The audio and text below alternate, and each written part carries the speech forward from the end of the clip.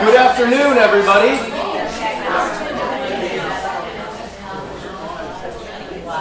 Good afternoon, everybody. Thank you so much. Oh, thank you. Welcome to this month's Brown Bag Lunch. For those of you who don't know me, my name's Jared, and I'm the curator here at the Amelia Island Museum of History. Now, before our event begins today, I'd like to ask everybody to please silence your cell phones to avoid interrupting our speaker while he's presenting. I have a few announcements about upcoming events happening here in the museum. Now, join us next weekend, April 13th, to explore 9 beautifully decorated homes and gardens around Fernandina. Our popular Cottages and Courtyards event returns again this year with new homes and gardens for you and your guests to tour, all while learning about the storied history of each location. Tickets are on sale both in the museum and online and are available at a reduced price if purchased in advance.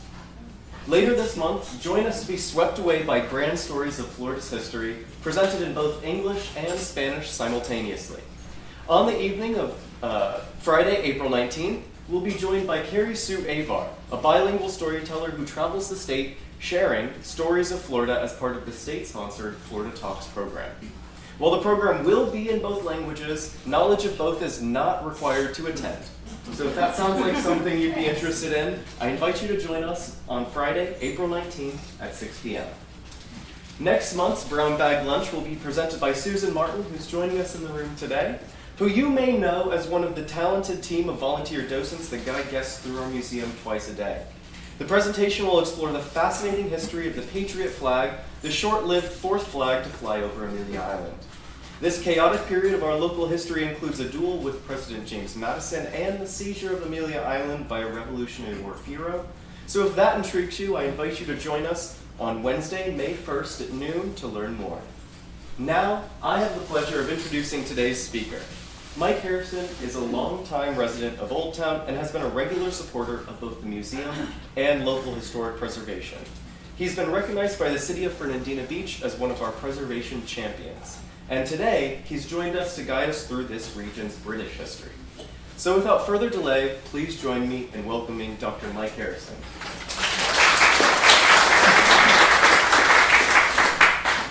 Jared, thank you very much indeed for that introduction.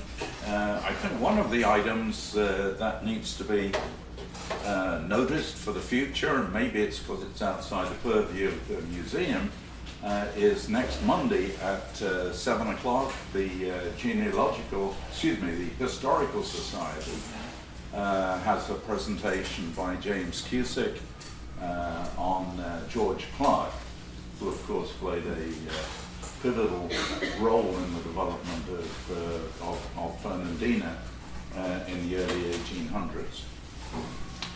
I'd also like to congratulate Jarrett, for indeed I believe it is he who did it, on the production of this flag here. Now, does this look familiar to you? And what is it?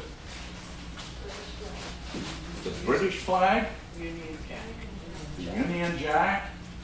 Both correct. But this is the pre-1801 Union flag. It represents the combination of the flag of England, which is the red cross on the white background, with the cross of St. Andrew of Scotland. What is missing is the saltire, the blue flag of St. Patrick of Ireland. And in 1801, those three countries joined together. Now, in the 1920s, there was partition when the Republic of Eire was split off, and Northern Ireland remained to the north as part of the United Kingdom. And so the Union flag, the Union Jack as we know it now, existed from 1801 on, and it has the additional blue flag of St. Andrew, of St. Patrick of Ireland included there. So, Florida's British period, 1763 to 1783. somewhere in the advertisements for this talk, I'd seen the lecture described as the British in Florida, which of course is an entirely different lecture. The British period, 1763 to 1783, is a very specific topic and an interesting one, and one that was pivotal in the development of Florida. First, I'd like to dedicate this presentation to the memory of Anne Oman. She was originally slated to deliver this segment, but died earlier this year. She was a major contributor to the museum and to the community in Fernandina, and she will be sadly missed. So this one is for you, Anne. So how did the British period in Florida come about? We can't really answer that question without looking as well at what was going on in Europe. What was going on in Europe was colloquially known as the 7 Years' War. It went on from 1756 to 1763. It was also called, in some places, the War of the Austrian Succession, and it was a war that tore Europe apart. It involved Spain, Britain, and France, and it was really a global conflict that ran over into North America as well. Here, we called it the French and Indian War. And again, it was between Britain and France, but Spain, not to be outdone, joined in with France in 1760. Always one for France, for a fight there. That war was ended by the Treaty of Paris, which ceded Florida, and Florida was a massive area, far, far bigger than the state that we know it to be now, from Spain to Britain. And before the Revolutionary War, and we'll see that in a moment, there were clearly the 13 colonies that we know about, but there was also West and East Florida, West Florida being the 15th, and East Florida the 14th. Great Britain divided that Florida into two parts, the West and the East, for ease of government. And at this point, in 1763, the entire Atlantic coast, from Canada to Florida, was under British control. And I've turned it off. There we go.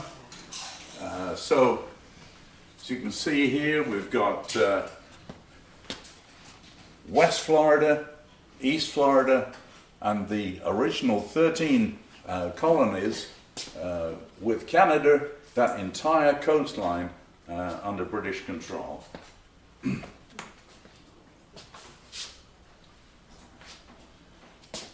So what was happening north of Florida at that time? Clearly we had the Revolutionary War running from April 19, 1775 through to September of 83. Both Floridas, the East and the West, were invited to join the secession, but both declined. So the Floridas remained staunchly loyal to Britain.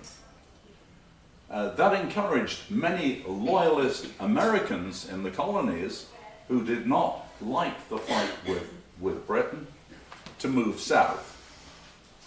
The 1783 Treaty of Paris recognized the US independence. It returned the Floridas from Britain to Spain, and it also ceded the Bahamas to Britain. Again, this is like some international game of chess that's going on. And the pawns in it are the state that we live in and love, among others, but they're just being passed around like pawns on a chessboard. And at this point, Britain starts to lose interest in maintaining its colonies in North America. If the War of Independence wasn't a pretty clear indication that we weren't welcome, then the passage of time and the loss of the Floridas was an even greater measure. So what was going on here? William Bartram, we know about him. He came to Florida in 1765 with his father, known colloquially as the King's botanist. The Bartram Trail documented Florida's flora and fauna. We know something of the history of the few people who were living here, particularly Mary Mater and her family, who for some period of time were the only occupants here of Amelia Island. There were a large number of plantations manned by African slave labor. At the end of the period, 1783, of the total population of about 17,300 in East Florida, some 11,200 were slaves. Main production was indigo, citrus products, sugar, and naval stores. Naval stores are the products of pine trees. They're all liquid products derived from conifers. So what was significant about this British period here? Why is it memorable? It really marks the first period of real development in Florida. It's said, and I can't at the moment figure out who said it, we will find out in due course, that Britain did more in 20 years than Spain had done in the previous 200 years here. Spain, its philosophy was very much on missionary work, conversion of the natives here to Catholicism. They did very little in terms of developing the infrastructure further in Florida. The British system was much more one of attempting to establish a colony here, building the population. The British system was agrarian, mainly based on indigo production, and it was focused on settlement and colonization. The British brought some order and certainly some government discipline to these territories, and they brought and they left slavery. There was no slavery in Florida under the Spanish. The British brought it, and when the British left, they left slavery here. Generally, the Spanish traveled by water, so they accessed those and developed those cities that were accessible by river and ocean. The British built roads and developed the interior. But still, we're only a pawn in this international game of chess. East Florida developed as the 14th colony. We go alphabetically here. East comes before West, so 14 comes before 15. West Florida was the 15th. The Revolutionary War up north is looming. East Florida remains staunchly loyal to Britain, and the colonial loyalists from the north moved south to populate Florida, encouraged by East Florida's governor, Patrick Tonin. The 1763 Treaty of Paris gave Canada and Florida to Britain. British divided the Florida into the West Florida with a capital in Pensacola and East Florida with its capital in St. Augustine, abutting the two parts, then splitting at the Apalachicola River. Most of the Spanish residents at that point migrated to Cuba. At the end of the British period, the Peace of Paris returned Florida to Spain, ceded Mississippi and Alabama from British West Florida to America, and the western boundary of Florida is at the Suwannee River. Some names here that may be familiar to us. Our governors of East Florida, particularly we know the names of Grant, Moultrie, and Tonin. What were the achievements, looking back, the British achievements in East Florida? First was the establishment of a large number of plantations here, which the government encouraged by providing extensive land grants. In total, it granted almost 3 million acres to settlers who were prepared to set up and establish themselves here. There was a Minorcan community that was set up just outside of St. Augustine by John Turnbull in 1767. Unfortunately, that failed, but there are still strong reminders of it down in New Smyrna. The British built the first paved road in Florida, the King's Road from the St. Mary's River down to New Smyrna via Cow Ford, aka Jacksonville. It was some 150 miles, named for King George III, and it was abandoned when the Spanish returned in 1784. They preferred water travel to land travel. And they created a significant loyalist population, loyal to Britain, many of whom returned when Spain returned. And Spain, of course, in its second period in 1784, wanted to retain the population, wanted to retain the economic development that Britain had achieved. And so it was anxious to retain that population. Did not require, as it had done in many cases, an oath to Roman Catholicism as a right to remain. Those British land grants in Florida, which were critical to the development of the state, were aimed to settle the land with Protestant white inhabitants. Note those conditions. Within 10 years from the date of the grant, and in the proportion of 1 person for every 100 acres.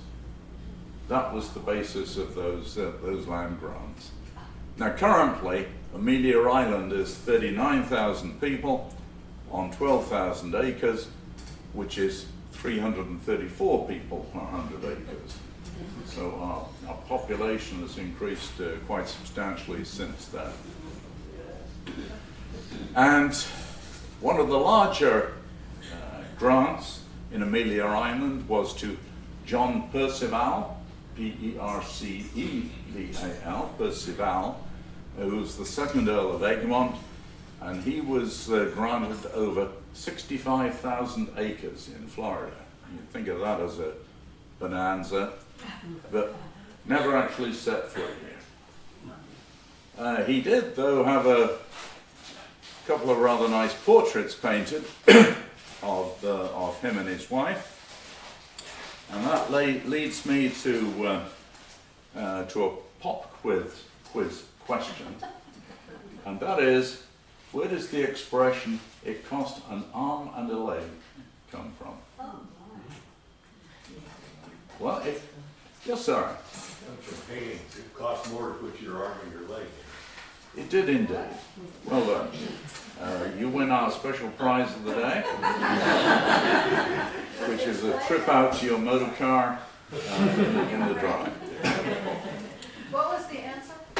The answer is that the price list that painters, portrait painters, used in those days really charged for what was portrayed in the picture. And you'd start off with a basic portrait, which is head and shoulders, and then if you wanted to go further afield, literally and figuratively, you could buy an arm and a leg as well in the picture. And that would cost more, because obviously there's a lot more canvas real estate that's involved there. So that's important, and I hope that you've learned something useful. We have this marker here for the Egmont plantation, signifying or representing the amount of development that was associated with indigo production here. It mentions Stephen Egan, who was Lord Percival's manager, and of course Egan's name remains with us in Egan's Creek. This crop of indigo is a rather attractive little flower, used extensively in dyeing, and those of us who've ever worn blue jeans, and I guess that's pretty much all of us, recognize the color of the dye. James Grant it was who owned a large indigo plantation near Pontevedra. The method of cultivation is to cut the plant about 2 inches above the ground, and you then bind the leaves together in bundles and boil them in vats with either lime or urine, something to make the solution alkaline. The leaves are then removed after a period of time. The liquor is allowed to settle. The water component is siphoned off, drained off, and what you're left with is this mud at the bottom, which when it's dried is then cut into cakes and wrapped up and sold for a large amount of money.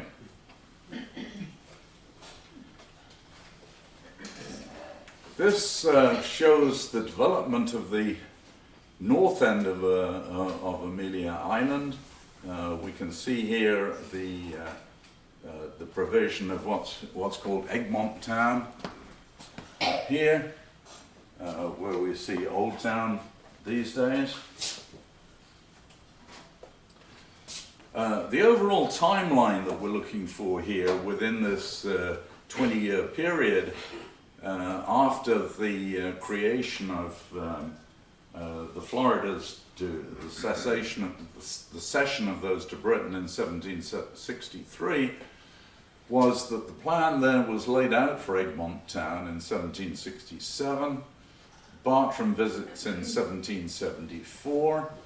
The British built a fort, Fort Tonin, which they figure is fairly close to where Fort Clinch is now, although it was of wooden construction. 75 sees the start of the American War of Independence. In between 77 and 78, there were large American incursions into the Floridas. There was a strong feeling among the original 13 colonies that the Floridas should become Britain's, that they should become attached to the burgeoning United States. And so we have Colonel Samuel Elbert. He landed his American forces at the north end of the island, went south, still on the island, The British killed 1 American and wounded 2, and in retaliation for that, Colonel Elbert burned houses and destroyed all the cattle on the island, which some may think was a fairly vicious penalty to exact, since he was the incursor in the first place. Then Captain James Prevost, he discovered an American camp at the south end of the island. All but 50 of the Americans fled, 8 Americans were killed. Half the captives, though, were killed by the Indian allies of the British, who believed too, I think, that they were doing a good thing in helping the British along. General Robert Howe invades with some 3,000 Americans. There were some skirmishes, but as was often the case in the swamp country down here, it was disease that took its toll, and that invasion failed. 1783, the Treaty of Paris gives Britain, or the British residents, 18 months to leave Florida. So, what have we got in summary?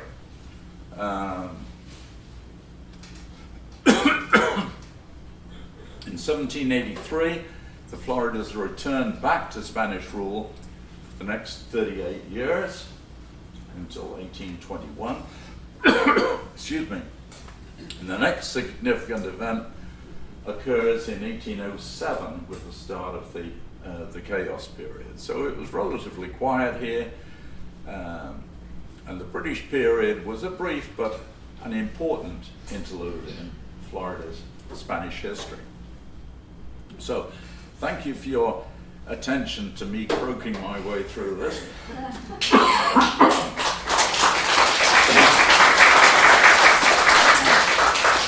If you have any questions, I'll do my best to answer them. Yeah, I have a question. Ms. I'd Butler. like to know how much money did the British accrue from the transatlantic slave trade? Do you know? How much did they make How out much of it? money? Yeah, how much money did they make? Millions and millions, but I don't have an actual number. Yeah, because it's good to see the achievements, but it's good to know how we got over. Yep. I have a question about the Scotland Indians. What are they doing during all this? We read quite a bit, I think, about the Seminoles, but not the Tumultuous. They were dying. Oh, really? Okay. Which is a Wikipedia response here. So, the British were given 18 months to get out. What happened to the ones who just didn't leave? And secondly, and maybe this is outside the scope of this, the presentation on Monday night with the Lynch Historical Society is going to talk about, among other things, the planting of Old Fernandina in 1811 by the British, while it was, or by Brits, while it was still a Spanish possession. it was actually planted by George Clark, who was a Briton. He was English, but he had remained in Florida, and he was Spanish by Acclamation? I was going to say either acclamation or acclimatization. I wasn't sure which way to go with it, but yes, he stuck around here. So it was George Clark who was tapped by Governor Estrada to plat Old Town, to lay it out according to the Spanish law of the Indies. So I guess you could say he's British, But after the 18 months was up, and the Spanish came back in and said, okay, all you English folks, go away. What happened to the ones who stayed, and what happened to the ownership? I guess those who stayed were assumed to be loyal to Spain. Okay. became Spanish, Okay. and those who did stay would have been the plantation owners. They'd have been welcomed by the Spanish authorities, I think, who really wanted to maintain this sort of colonial development that the British had created. Thank you. So, you mentioned that there was a person who, I think maybe he's from Minorca in the Balearic Islands? Yes. Is that what Yes. that person was? Yes. So that's another Spanish connection. What- Yes. Right. And the attempt was, I think, to encourage this Minorcan settlement on the east coast, south of St. Augustine. Mike, I can add to that. Peggy, please. It was John Turnbull, who was English, who actually had a land grant from the King of England to come to Florida and start an indigo plantation. Well, he tried to get English people to go, and they said, no way. So he knew that there was a famine going on in Greece and in the Balearic Islands. So he sailed, and first he got a bunch of Greeks, that's why it's New Smyrna, and then he got mainly Minorcans from the island of Minorca. Anyway, they came and they settled where New Smyrna Beach is now. And in the first year of the indigo plantation, half of the people died. And they had brought, the Minorcans had brought their priest, their Catholic priest, Father Camps, who knew that the basilica in St. Augustine would offer people who had survived, he would offer them, amnesty, because they were really indentured servants. They couldn't leave. And so they escaped and they walked from New Smyrna Beach to St. Augustine, and they were taken in. And that's why St. Augustine has a huge Minorcan cultural influence, including the datil pepper and whatever. And they really have made a huge impact on North Florida. And so and in Fernandina, the names are Myclur, and of course the Greek names, well, the Greeks and the Minorcans actually came up here too. Thank you. I happen to know, which is my little teensy bit of history, because I studied that. Right, thank you. Yes, sir. You mentioned indigo and cane as important crops grown by the British. What about cotton? Was there grown at all? I'm not aware that there was a lot of cotton grown in Florida. I associate that much more with Georgia, and I don't know whether it's the soil or whether it's history of which came first. Was it the plantation or was it the crop?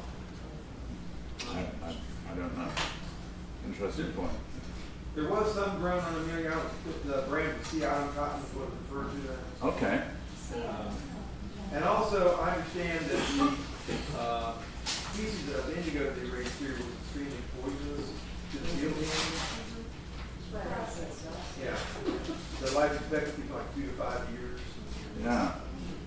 Things to be at the bottom. Yeah, they didn't care too much about health and safety at work when it was slaves. When you put up that list of all the British governors of British Florida, I noticed the first person was only in office for 10 days. Yeah. Do you know, is there a story there? I don't, but it would be some interesting research. What was the name of the person? John Hodges. I doubt he misbehaved in office, because I don't think misbehavior was particularly frowned upon in those days. All right, if Thank nobody you. has any other questions, thank you so much, Mike, for your Thank you.